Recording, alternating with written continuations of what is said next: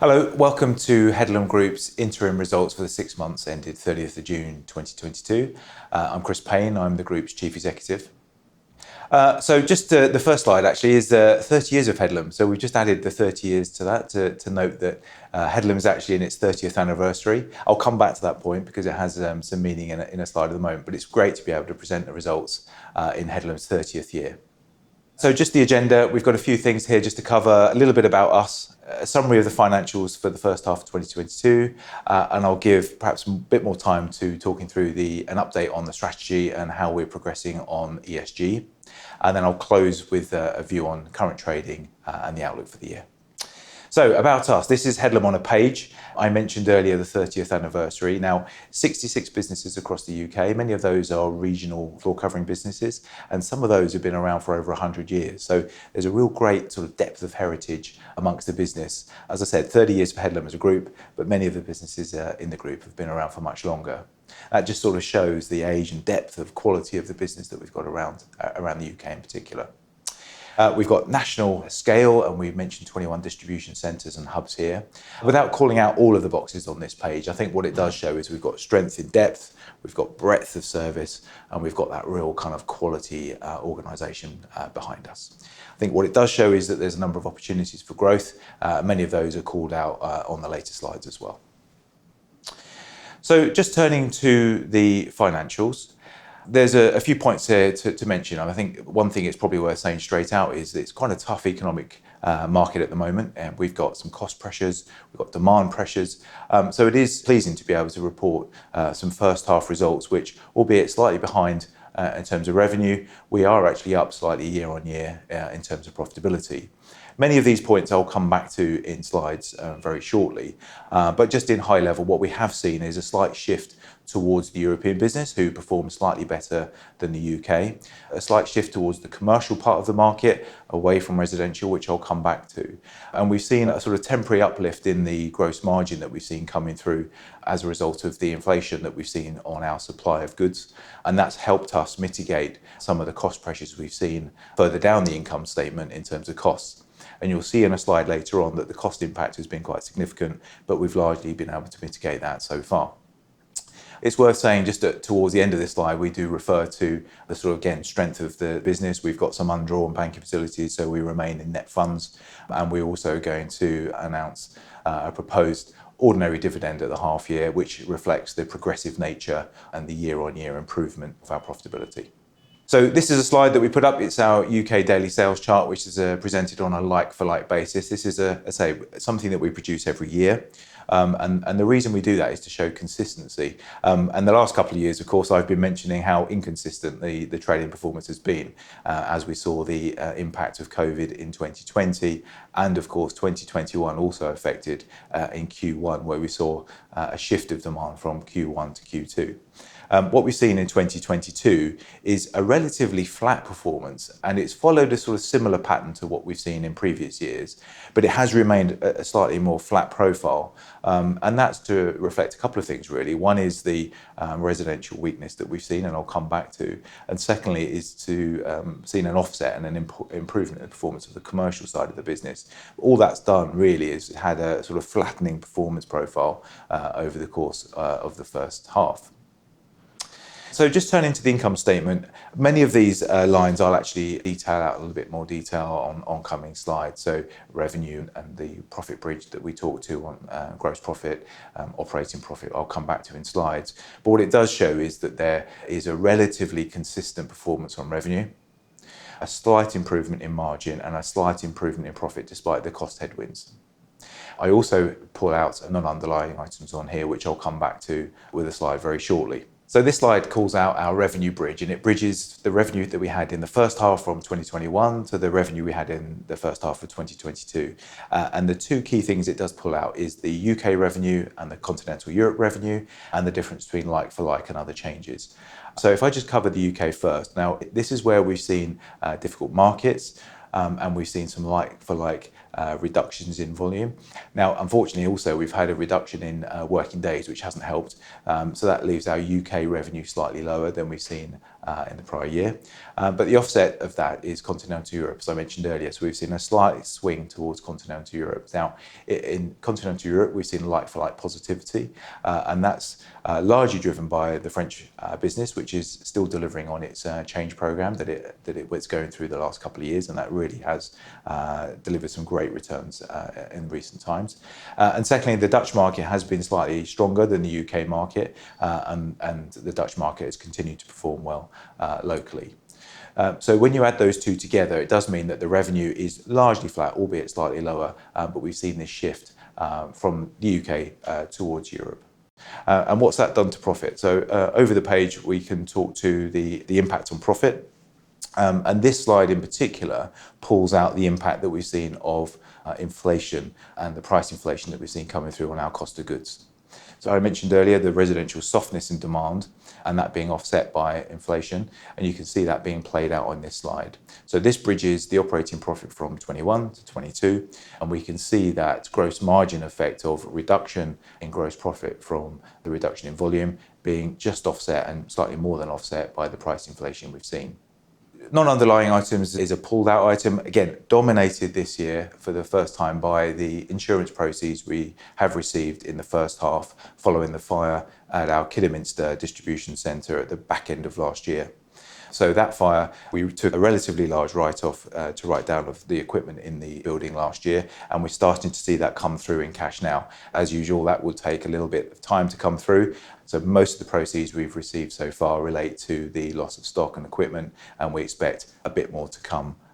Just turning to cash flows, quite a lot of movements here, but there's two main features that stand out on the cash flow statement.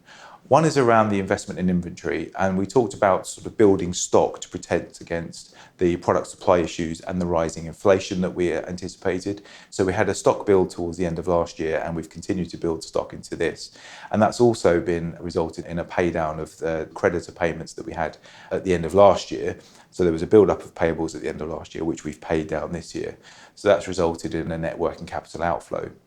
The second part of the cash flow you can see is the return to shareholders. So there were 3 payments made to shareholders in the first half. One was the final dividend from 2021, one was a special dividend from 21, and we've gone through our process of the share buyback that's continued throughout the first half of 22. So those 3 elements together make up the 25.8 million that you can see on the cash flow statement.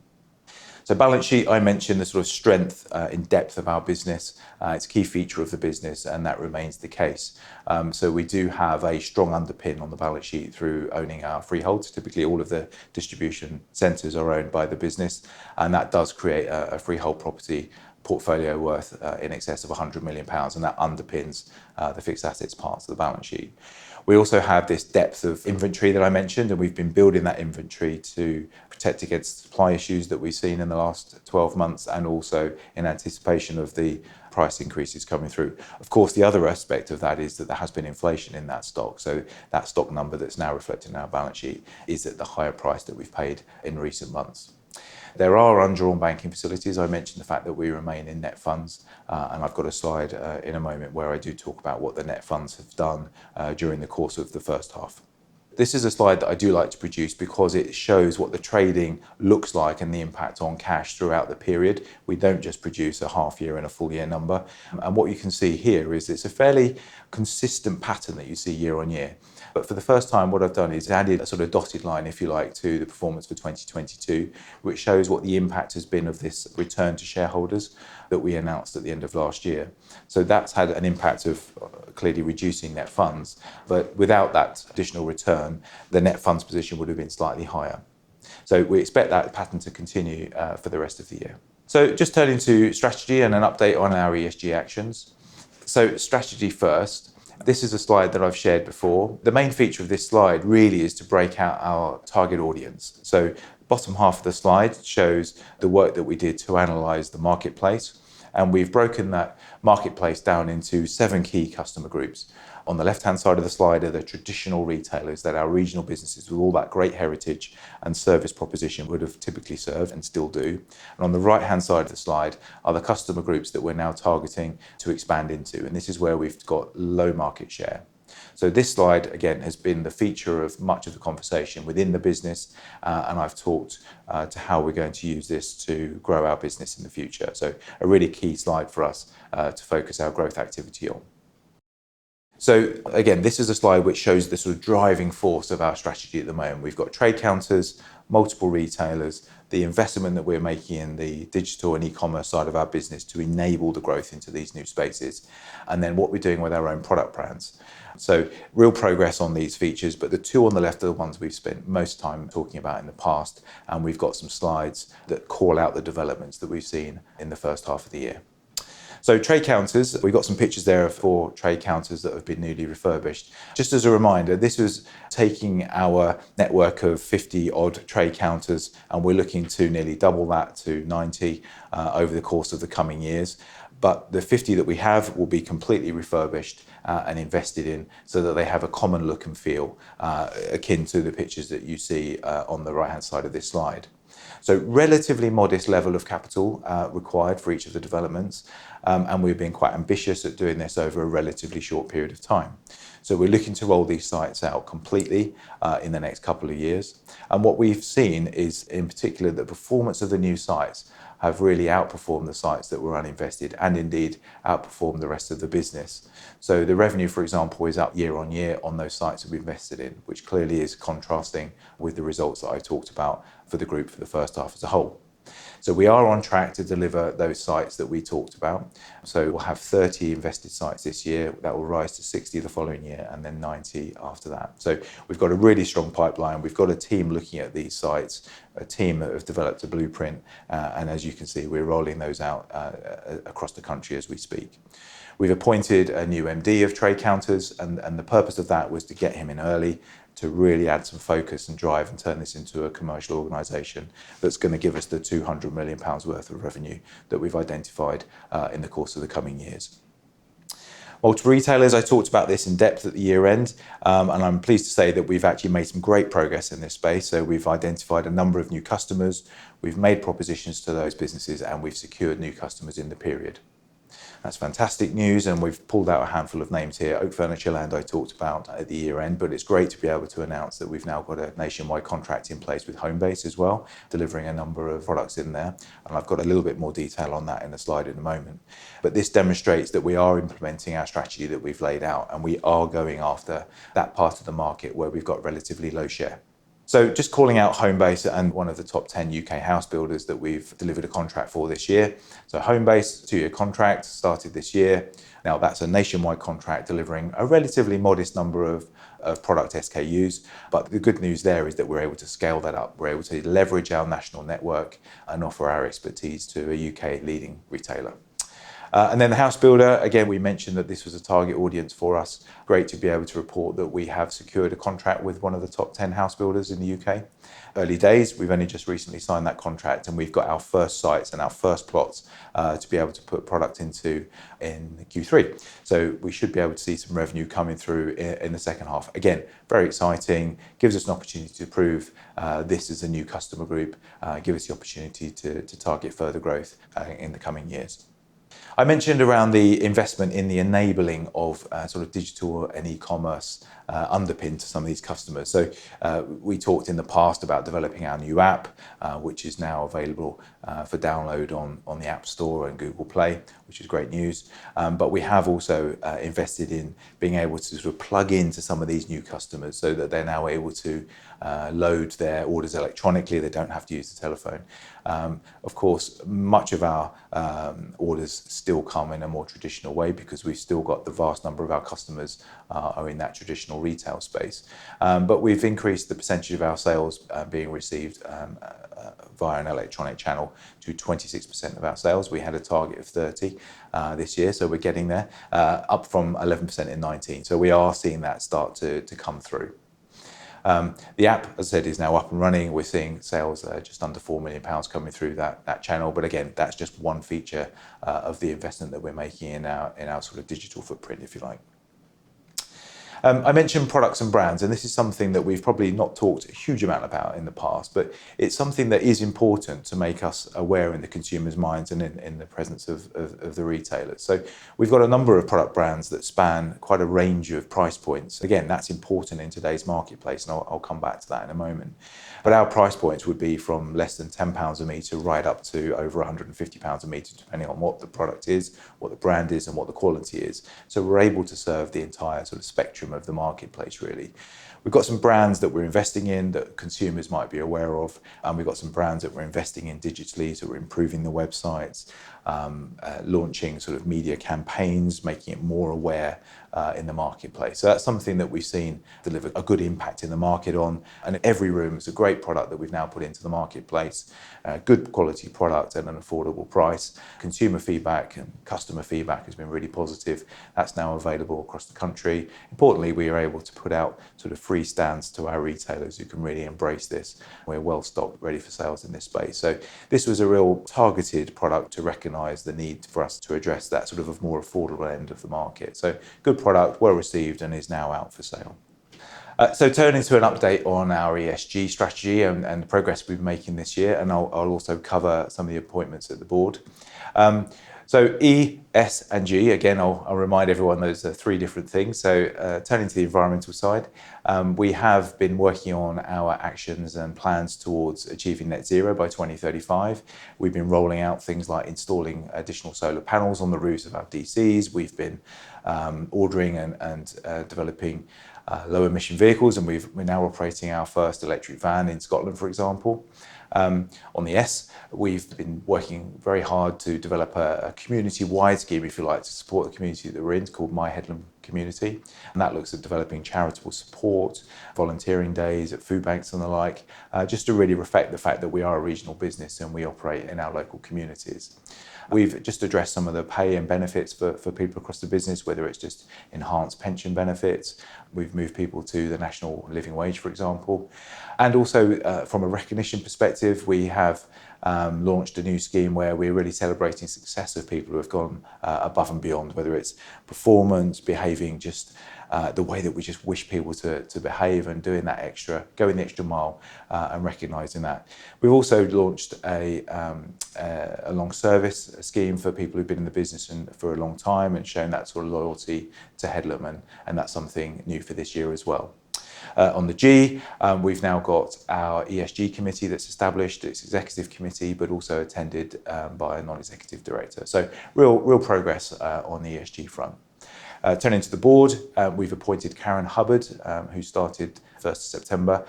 She joins us with 25 years plus experience in lots of different businesses and retail, and in particular in sort of e-commerce and digital. I'm sure she'll be a great support to me and the executive team as we develop that part of our strategy. On the CFO, Patrick Butcher remains our interim CFO as we continue the search for a permanent CFO, and again, progress is going well there. So hopefully we'll be able to update a little bit further on that soon.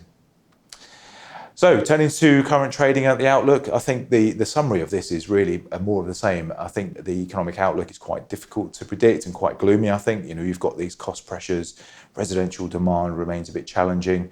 However, we do see this sort of continued strength in the commercial sector. We've seen that continuing into July and August, which is offsetting the weakness that continues on the residential sector. So much of the same, a very similar sort of trading performance that we've seen in the first half. And I think that therefore the strategy that we're pursuing to stretch into new markets and develop this sort of footprint of trade counters remains on track and remains the right thing to do. So difficult market, but I think all the things that we're doing are the right things and puts us in really good stead for when the markets change and those headwinds maybe become following winds. So just in summary then, and just to close out, I think we've got this really solid, good quality business. We're market leading. We've got this sort of strength of depth of balance sheet and coverage across the UK in particular. We are investing in the network. We are investing in new strategies to go after new customers. We've added some capability into the team. We've got people now heading up the trade counter business. We've made investments in the e-commerce and digital footprint, including a new CIO. And I just think it shows that we are well positioned to take advantage of the market when it improves. And we're doing the right things to implement our strategy as we speak. So that brings us to the end of the presentation, and I'll move to questions. And the first question we've got, actually there are two related questions. How big was the profit from price increases of inventory? And related question, why have you increased inventory so much, especially if demand is soft? Good afternoon, everybody. Yeah, thanks for the question. We've got a couple of slides that talk to that. So I think the gross margin uplift that we've talked to of 33.7 is 100 basis points higher than it was last year. I think that's probably a good reflection of the temporary uplift and the stock profit that we may have seen through building inventory. So that on 300 million of turnover, that 100 basis points is just over £3 million. I think it is important for us, just rolling back, it may seem a little while ago now, but there was a lot of concern around security of supply. And that remains the case in some areas, particularly products arriving from Asia. And also there's challenges getting product into some of the UK ports, which you may have seen on the news. But I think we felt it was important to make sure we've got continuity of supply. We have the space, we have the ability to buffer that particular risk. And indeed, against the sort of rising price inflation of cost of goods, it seems to me a good idea that we protect ourselves and hence the stock profit. Without being able to build stock, we wouldn't have had that. So I think that's something that is good to have. We've done what we needed to do. Yes, of course, we've got a fair bit of stock in our balance sheet now, and demand is a bit softer. But I think given we had the space and had these concerns on security of supply, it was the right thing to do. Thank you very much. And to what extent has Likewise impacted the figures? Well, not much. I think that Likewise is a competitor. The businesses that they've acquired in recent times were competitors before their acquisition, and they will remain a competitor for us, particularly in the traditional markets that we've been in for many years. So I think that's a welcome challenge in the marketplace. As we've reported, we've probably taken a bit of share over the first half, which is good news. But I think that's something. Likewise, we're around what we hear for a while, and we just got to rise to the challenge and be competitive. Thank you. And the launch of Every Room was described by the press as offering trade prices fixed till September. Will this continue after the end of September? Yeah, I think it's something that we can offer. I mean, as we said, we've got some good stock. We're able to get those orders for stock placed early. And I think we'll offer as much price protection to the marketplace as we can, particularly when it's a difficult market. I think it will be helpful for retailers and consumers if we can manage that and continue to hold those prices longer. So certainly that's the intention. Thank you.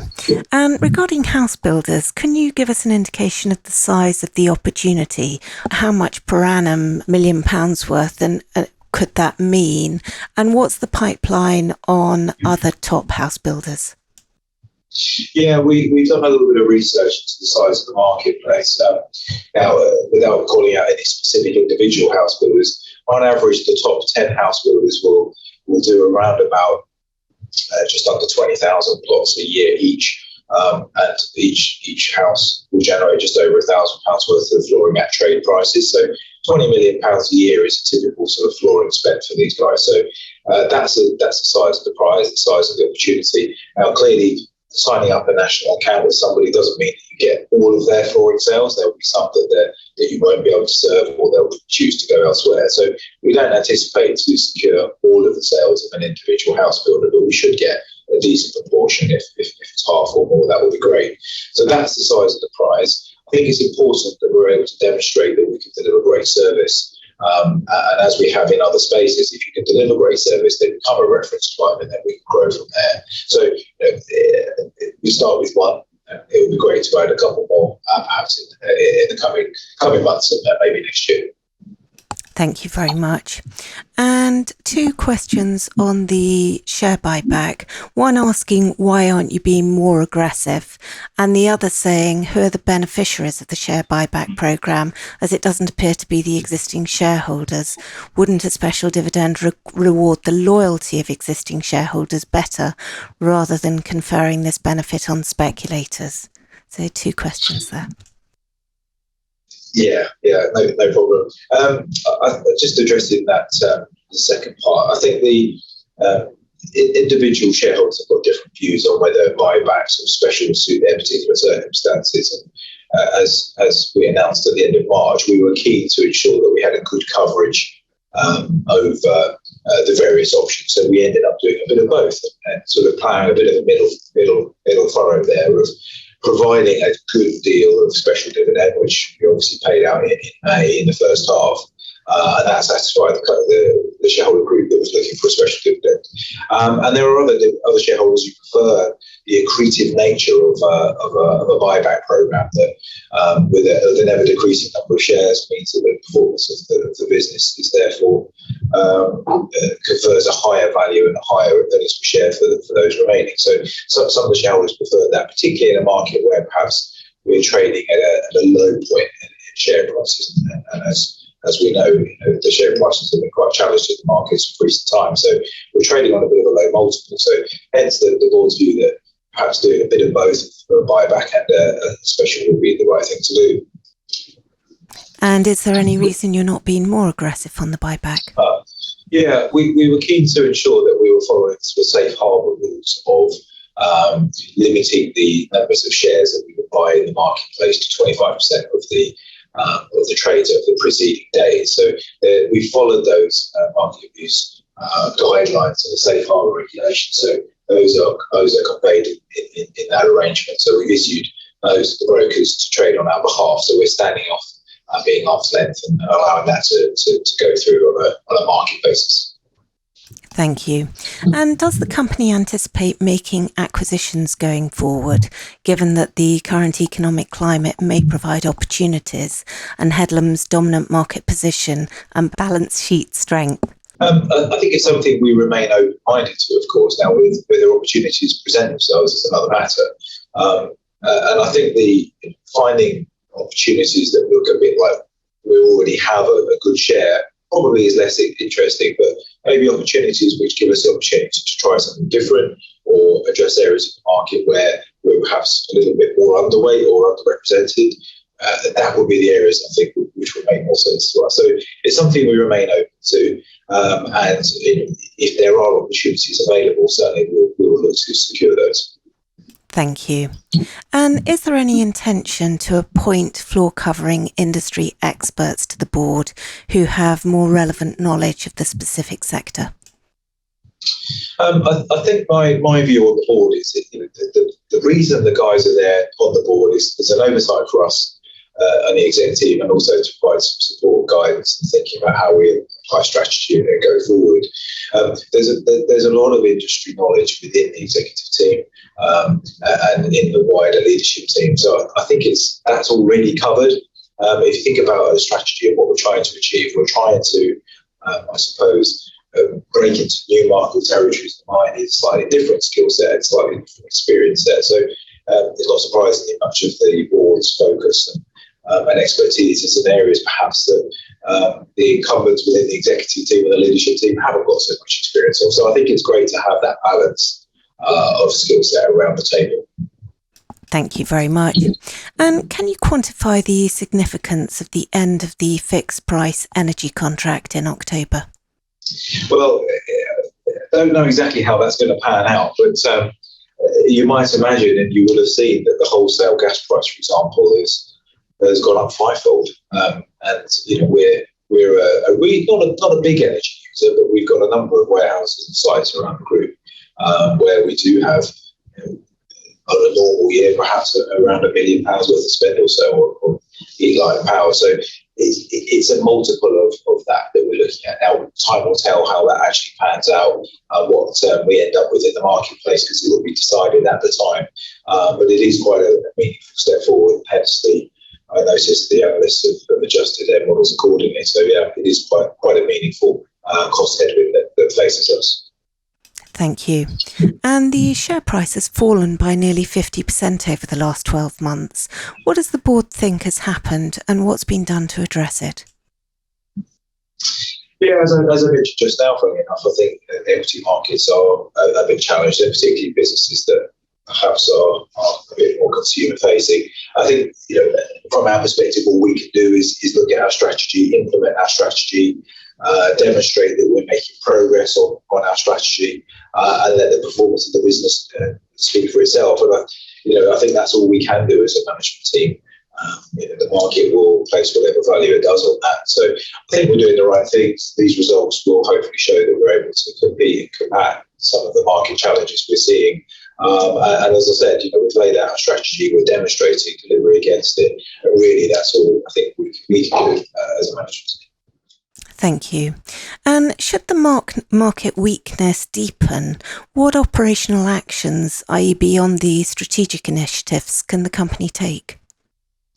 Yeah, I think the market will do whatever the market does. Short-term actions to drive demand is quite difficult to achieve, in my view. I think the strategy that we've deployed of going into spaces where there is no Headlam footprint, if you like, white spaces, is the right thing to do in the sense that it's all largely organic growth. So I think the deepening of difficulty in the kind of core markets, if you like, is very difficult to offset in the short term. As you've seen from our margin tracking and the gross margin that we've reported in recent years, really sort of dropping prices to secure volume doesn't really appeal, if I'm honest. So I think it's just a case of holding our nerve, playing the strategy out, and being mindful of how we address costs in the marketplace. And I think we've done that reasonably well until now. Thank you. And what's your experience of bad debts in this weak economic environment? Yeah, it's something that the business hasn't typically suffered from a great deal in the past. Now, we've taken a cautious position on debts in the sense that we do carry a reasonably healthy level of provision to carry forward. So I think it's something that we keep watchful on. The fragmented and small nature of much of our client base does give us a degree of protection. So no individual customer is very large, or if they are a larger corporate type customer, they tend to be a good quality balance sheet covenant. Now, it's something that we definitely need to be mindful of as we stretch our wings into new markets and new territories to assess the credit exposure that might bring. However, up until now, our credit failure scores and our level of cost that we've seen in bad debts have been relatively modest. And what's the business planning to do to generate its own energy? So solar on distribution centre roofs, for example, and a good use of retained funds. Yes, we've actually got 2 sites that have got solar panels on the roofs already.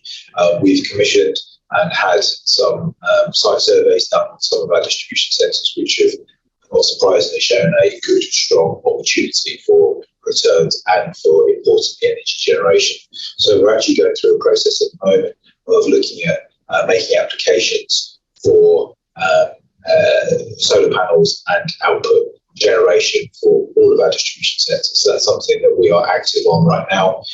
We'll look to make those commence the activity on installation this year. It likely to take quite a while. There's a reasonable long lead time to get these things up and installed. So we started the ball rolling. We imagine that some of that will be delivered this year, and it will certainly go into next year. Thank you. And how quickly in years does your capital transport fleet turn over in? When do you expect to have a largely electric fleet?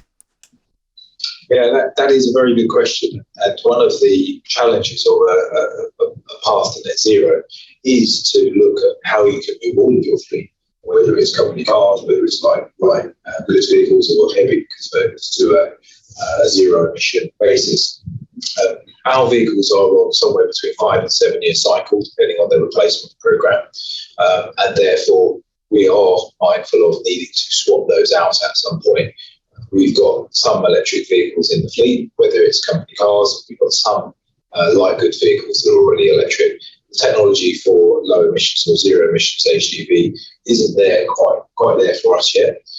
It's something that we remain mindful of and conscious of, and we will work with our vehicle suppliers to ensure that that's in place in time. I think there are lots of businesses like that are all looking at how we can ensure we're able to participate in, whether it's an electric HGV or whether it's a hydrogen-powered vehicle. I think we remain open, but as I say, it's a 5 to 7 year replacement cycle for our HGVs. Thank you very much. And what currently, as CEO, keeps you awake at night? I don't have trouble sleeping, which is reassuring. I think it's The market's difficult, and I think all we can do as leaders of a business is be present, be visible to our people in the business. They're looking for leadership guidance. They want to know we've got their interests at heart, and we're taking steps as a leadership team to address the strategy and keep the business ticking over. So I don't have trouble sleeping, and I'm energetic. I'm in the business, and I think the strategy's doing the right thing. That is what we can do. Thank you. And at the moment, this is the final question. How much is the volume of products sold down, i.e. how much of revenue is price increases offsetting volume decreases? So on slide 10, what we do is we lay out what the approximate impact is of the effect of volume decrease and the effect of price increase. And they're fairly similar sorts of numbers. So the impact of the swing of volume as being offset with price is fairly level. So that should answer that question, I think. Tremendous. Thank you very much indeed. And that's the end of questions. Do you have any closing remarks? As I said in the summary, pleasing to sort of release a great set of results in the climate that we see. Strategies delivering well. And we've just got these cost headwinds and demand headwinds to face into. But as I said, I think we're doing all that we can.